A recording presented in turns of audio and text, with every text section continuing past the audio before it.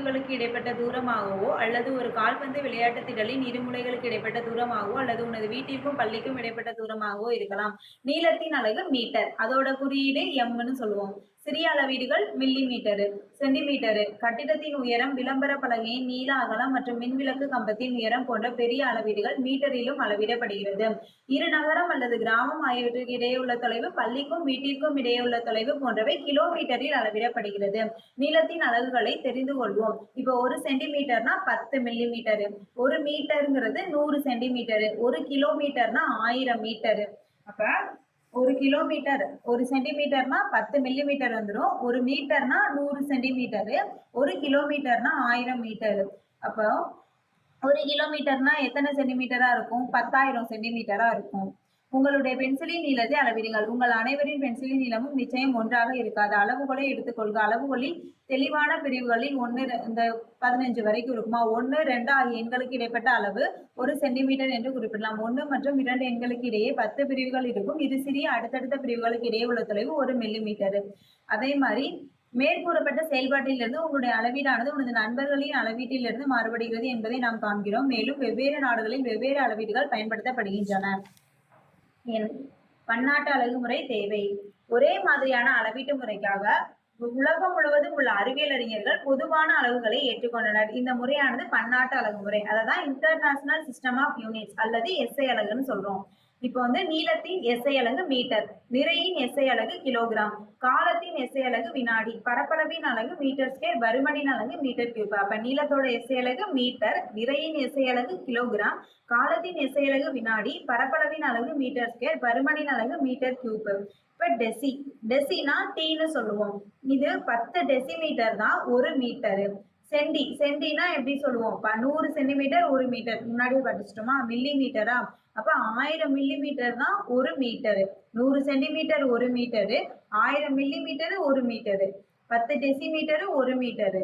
இப்போ 1 லட்சமா? இது nanometre 1 metre, 1000 metre 1 kilometre, 10 decimetre 1 metre, 100 centimetre 1 metre, 1000 millimetre 1 metre, 1 லட்சம். இது 1 லட்சம் தானே?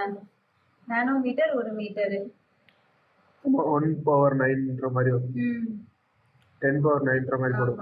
அடுத்து பென்சில் முனையின் நீளம் மீட்டரு, மில்லி மீட்டர்னு சொல்லுவோம். பேனாவுக்கு அதே மாதிரி மீட்டரு, சென்டிமீட்டர் சொல்லுவோம். இரு நகரங்களுக்கு இடைப்பட்ட தூரத்தை என்னன்னு சொல்லுவோம்? மீட்டரு, கிலோமீட்டர்னு சொல்லுவோம். உலர் பழங்களின் நிறை கிலோகிராம்னு சொல்லுவோம். ஆபரணங்களின் நிறை கிலோகிராம், கிராம். 100 மீட்டர் ஓட்டப்பந்தயத்தை நிறைவு செய்ய ஆகும் காலம் வினாடி. அளவிடுதல் என்பது எப்பொழுதும் துல்லியமாகவும் அதை கண்டறியும் அணுகுமுறை சரியானதாகவும் இருக்க வேண்டும். நம்முடைய தினசரி வாழ்வியல் பயன்பாட்டில் தோராயமாக அளவிடுதல் என்பது முடிவுகளில் பெரிய மாற்றத்தை ஏற்படுத்தாமல் இருக்கலாம்.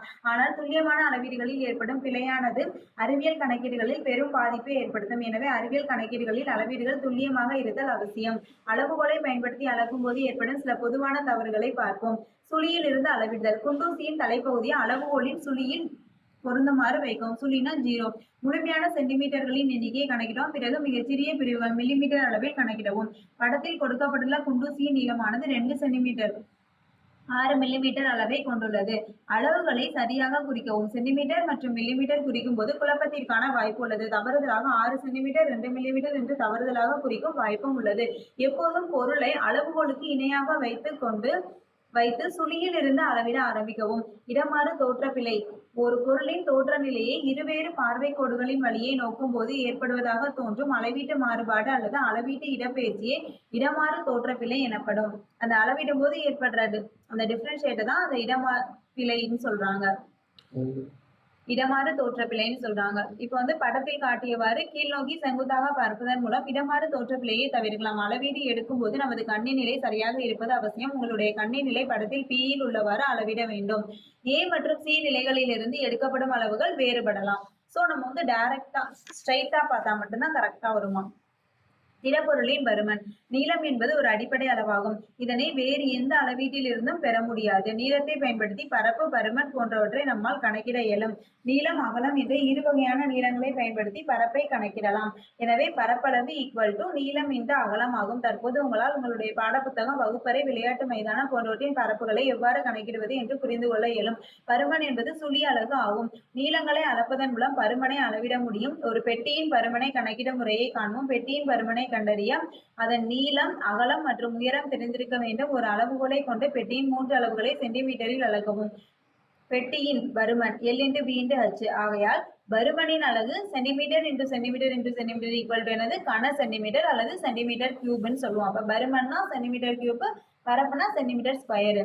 இதிலிருந்து நீங்கள் என்ன தெரிந்து கொண்டீர்கள்? கொடுக்கப்பட்ட கனசதுர பெட்டியின் பருமன் 1000 கன சென்டிமீட்டர் என எடுத்துக்கொள்வோம். அதாவது நீள, அகல, உயரங்கள் முறையே இந்த மாதிரி இருக்கும். 1000 சதுரங்களை மேலே கொடுக்கப்பட்ட பெட்டியின் உள்ளே வைக்க முடியும். திரவத்தின் பருமன். திரவத்தின் பருமனை கணக்கிடுவது மிகவும் எளிது. திரவங்களுக்கு நிலையான வடிவம் இல்லை. அவை கொள்கலனின் வடிவத்தை எடுத்துக்கொள்ளும். எந்த திரவத்தின் பருமனை அளக்க வேண்டுமோ அத்திரவத்தை ஒரு அளவுகள் குறிக்கப்பட்ட கொள்கலனில் ஊற்ற வேண்டும். அளவுகள் குறிக்கப்பட்ட கொள்கலன்கள், குடுவைகள், பிப்பட்டுகள், பியூரட்டுகள் போன்றவை ஒரு திரவத்தின் பருமனை மிகச் சரியாக அளவிட உதவுகின்றன. திரவத்தின் பருமனானது பொதுவாக லிட்டரில் அளவிடப்படுகிறது. நாம் தினசரி வாழ்வில் லிட்டர் என்ற வார்த்தையை அடிக்கடி கேள்விப்பட்டிருக்கிறோம். 1 லிட்டர் பால் பாக்கெட், 20 லிட்டர் தண்ணீர் கேன், இந்த மாதிரி. மனித உடலின் ரத்தத்தின் அளவு எவ்வளவு என்பது உனக்கு தெரியுமா? ஒரு ஒழுங்கற்ற வடிவம் கொண்ட திடப்பொருளின் பருமனை கணக்கிட வேண்டும் என்று நீ விரும்பினால் அதை எவ்வாறு செய்வாய்? அதற்கென்று தனியான ஒரு கணித வாய்ப்பாடோ அல்லது சூத்திரமோ இல்லை. ஆனாலும் அவைகளின் பருமனை காண பல வழிகள் உள்ளன. ஒரு பருப்பொருள் எவ்வளவு இடத்தை அடைத்துக் கொள்கிறதோ அதுவே அதன் பருமன் ஆகும். இப்பண்பினை பயன்படுத்தி நாம் கல் போன்ற ஒழுங்கற்ற வடிவமுடைய திடப்பொருட்களின் பருமனை காண இயலும். ஒரு ஒழுங்கற்ற வடிவம் கொண்ட கல்லின் பருமனை காணல். அதாவது கன அளவு காண வேண்டிய கல்லினை ஒரு நூலில் கட்டி அளவு ஜாடியில் உள்ள நீரினுள் அடிமட்டம் வரை மெதுவாக விடவும். கல் நீரினுள் மெல்ல மூழ்கும் போது ஜாடியின் நீர்மட்டம் உயரும். உயர்ந்த நீர்மட்டம் 75 மில்லிமீட்டர். கல்லானது நீரை இடப்பெயர்ச்சி செய்தே உள்ளே செல்கிறது. இது நீர்மட்டம் உயர காரணமாகிறது. இவ்வாறு இடப்பெயர்ச்சி செய்யப்பட்ட நீரின் பருமனை கல்லின் பருமன். இதுவே நீரின் இடப்பெயர்ச்சி முறையாகும். குவளையில் ஆரம்ப நீர்மட்டம் 50 தான் இருந்துச்சு. இப்ப உள்ள போனதுக்கு அப்புறம் 75 ஆயிடுச்சு. 75 - 50 தான் அதோட பருமன், 25 மில்லி லிட்டர். அப்போ 1 மில்லி லிட்டர் வந்து 1 சென்டிமீட்டர் கியூப் அப்படின்னா 1 கன சென்டிமீட்டர் வந்து அதோட பருமனா இருக்கும்.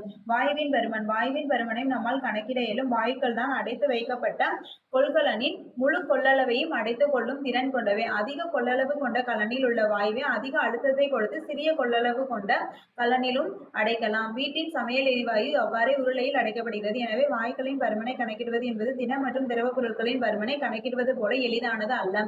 அடைத்து வைக்கப்பட்டுள்ள வாயு எந்த அழுத்தத்தில் உள்ளது என்பதை தெரிந்து கொள்வது மிக அவசியமாகும். திடப்பொருட்களின் பருமன் SI அலகு முறையில் மீட்டர் கியூப். திரவங்களும் வாயுக்களும் பொதுவாக லிட்டரில் அளவிடப்படுகிறது. இவைகளை நீளத்தை போல மீட்டர் கியூப் அல்லது கன மீட்டரிலும் அளவீடு செய்யலாம். 1 மில்லிமீட்டர் கியூப் அப்படின்னா 1 மைக்ரோ லிட்டர்னு சொல்றாங்க. 1 சென்டிமீட்டர் கியூப் அப்படின்னா 1 மில்லி லிட்டர். 1 மீட்டர் கியூப்னா 1 கிலோ லிட்டர். அப்போ 1 மில்லிமீட்டர் கியூப்னா 1 மைக்ரோ லிட்டர். 1 சென்டிமீட்டர் கியூப் அப்படின்னா 1 மில்லி லிட்டர். 1 மீட்டர் கியூப் அப்படின்னா 1 கிலோ லிட்டர். அடுத்து நிலாவின் பொருளின் எடை என்பது பூமியில் உள்ள எடையில 6ல் 1 பங்கு தான் இருக்கும். நிறை மற்றும் எடை. நிறை என்பது ஒரு பொருளில் உள்ள பருப்பொருளின் அளவே ஆகும். எடை என்பது நிறையின் மேல் செயல்படும் புவியீர்ப்பு விசைன்னு சொல்றாங்க.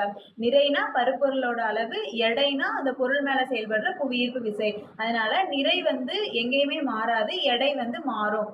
ஒரு கையில் ஒரு தாளையும் மறுகையில் ஒரு புத்தகத்தையும் எடுத்துக்கொள். எந்த கை அதிக கணத்தை உணரும்? புத்தகத்தின் நிறையானது ஒரு தாளின் நிறையை விட அதிகமாக இருக்கும். எனவே தாளை விட புத்தகத்தின் மேல் அதிக இழுவிசை இருக்கும். எனவே நமது கை தாளினை விட புத்தகத்தை தாங்கும் விசையை அதிகமாக கொடுக்கும். இந்த விசையை நாம் கனம், பாரம் என உணர்கிறோம். நிறையோட SI அலகு கிலோகிராம். அதுக்கப்புறம் இப்பொழுது ஒரு கேள்வி, அதாவது உங்களுடைய நிறை என்ன? நீங்கள் அதை கிராமில் அளவிட்டால் மிக அதிகமான மதிப்பில் அமையும். எனவே அதை நாம் கிலோகிராமில் அளவிடுகிறோம். மிக பெரிய அளவினாலான எடையை டன் அல்லது மெட்ரிக் டன் அப்படின்னு சொல்றோம். இப்ப 1000 மில்லிகிராம் அப்படின்னா 1 கிராம். 1000 கிராம்னா 1 கிலோகிராம். 1000 மில்லிகிராம்னா 1 கிராம். 1000 கிராம்னா 1 கிலோகிராம். 1000 கிலோகிராம்னா 1 டன். ஓகேவா? அப்ப 1000 மில்லிகிராம் சேர்ந்ததுதான் 1 கிராமே. 1000 கிராம் சேர்ந்துட்டா அது 1 கிலோகிராம் ஆயிரும். 1000 கிலோகிராம் சேர்ந்துட்டா அது 1 டன் ஆயிரும்.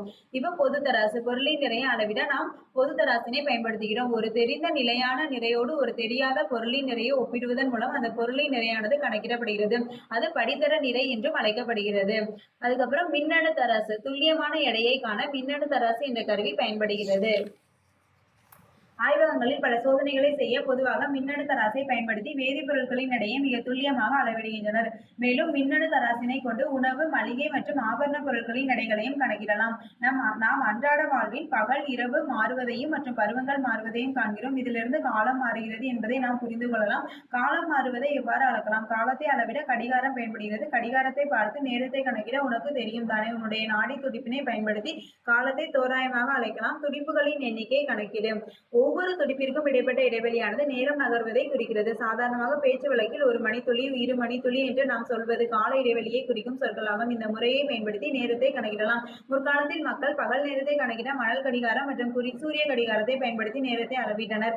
தரையில் நடப்பட்ட ஒரு குச்சியின் எண்ணெய் கொண்டு நேரத்தை கணக்கிட முடியும். ஒரு சிறிய துளை அல்லது பாத்திரத்தை கொண்டு காலத்தை கணக்கிட்டனர். நீர் நிரம்பிய ஒரு பெரிய கலனில் துளையுள்ள இப்பாத்திரத்தை வைத்து அது மூழ்கும் நேரத்தை கணக்கிட்டனர். பின் இதனை கணக்கிடும் கருவியாக பயன்படுத்தினர். மேற்கண்ட கடிகாரங்கள் நேரத்தை தோராயமாக அளவிட உதவின. நவீன காலத்தில் மின்னணு கடிகாரங்கள், நிறுத்து கடிகாரம் மற்றும் உபகரணங்கள் நேரத்தை துல்லியமாக கணக்கிட உதவுகின்றன.